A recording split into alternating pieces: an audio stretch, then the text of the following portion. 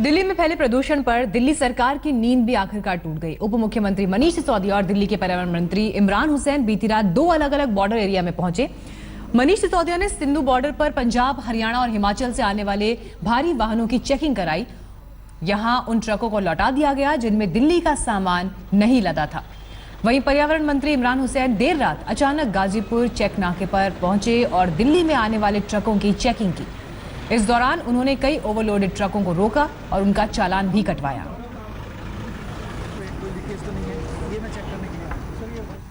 राजधानी दिल्ली में दिवाली के बाद से लगातार धुंध छाई हुई है। इससे केंद्र सरकार ने इमरजेंसी मानते हुए 3 राज्यों के पर्यावरण मंत्रियों की बैठक भी बुलाई। दिल्ली सरकार ने स्कूलों की छुट्टी का ऐलान करने के साथ ही एहतियातन कई और कदम उठाए, लेकिन अगले 3 दिन तक भी राहत के आसार नहीं है।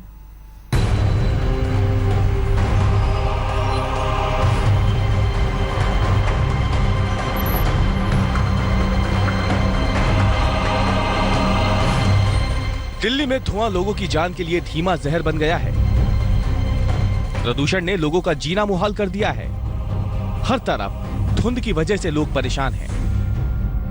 केंद्र सरकार और दिल्ली सरकार मिलीजुली कवायद कर राजधानी के तमाम इलाकों को धुंध से निजात दिलाने की कोशिश तो कर रही है, लेकिन जागने में देर हो गई है।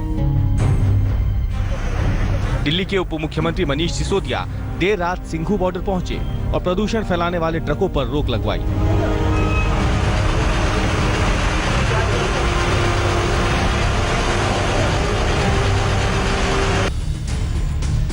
दिल्ली में रविवार शाम आर के पुरम में air quality index 999, Indira Gandhi airport में 436, पंजाबी बाग में 999 और शांति पथ में 662 रिकॉर्ड किया गया, जो कि बेहद खतरनाक है।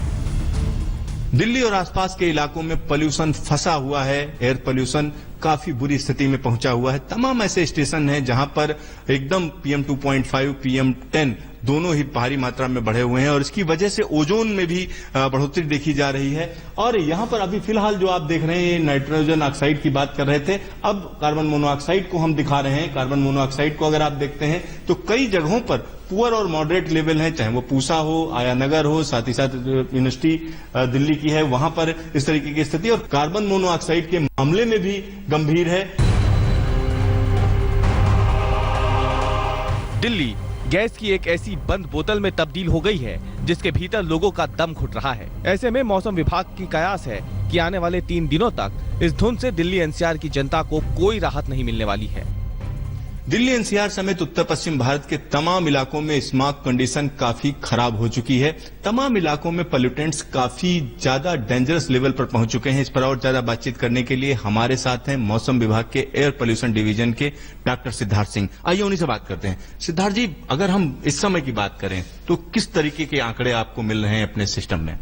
देखिए, अभी जो पार्टिकुलेट मैटर की स्थिति है, चाहे वो PM 10 है या PM 2.5 है, वो अभी भी काफी पुअर कंडीशंस में है। मतलब उनके लेवल काफी ज्यादा बने हुए हैं। जैसे आप देख रहे हैं, फोग है और विंड स्पीड काफी कम है, तो उनके लेवल हमारे सीवियर कैटेगरी में दिखा रहा है हमारा सिस्टम।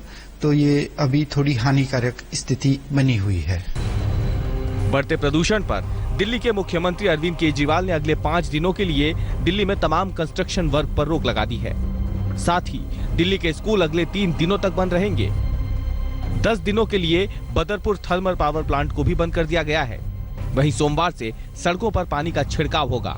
इसके साथ ही गाजियाबाद जिलाधिकारी के आदेश के बाद कक्षा 2 तक के बच्चों के स्कूल भी सोमवार को बंद रहेंगे। दिल्ली में धुंध खत्म करने के लिए कृत्रिम बारिश पर भी विचार किया जा रहा है। इसके अलावा दिल्ली में डीजल से चलने वाले जनरेटरों पर अगले 10 दिनों के लिए रोक लगा दी गई है। प्रदूषण पर चिंता जाहिर करते हुए केंद्र सरकार ने इसे इमरजेंसी करार दिया है। सोमवार को दिल्ली और उसके पड़ोसी राज्यों यूपी, हरियाणा और पंजाब के पर्यावरण मंत्रियों की मीटिंग भी बुलाई गई है। दिल्ली में सिद्धार्थ के साथ आज तक ब्यूरो।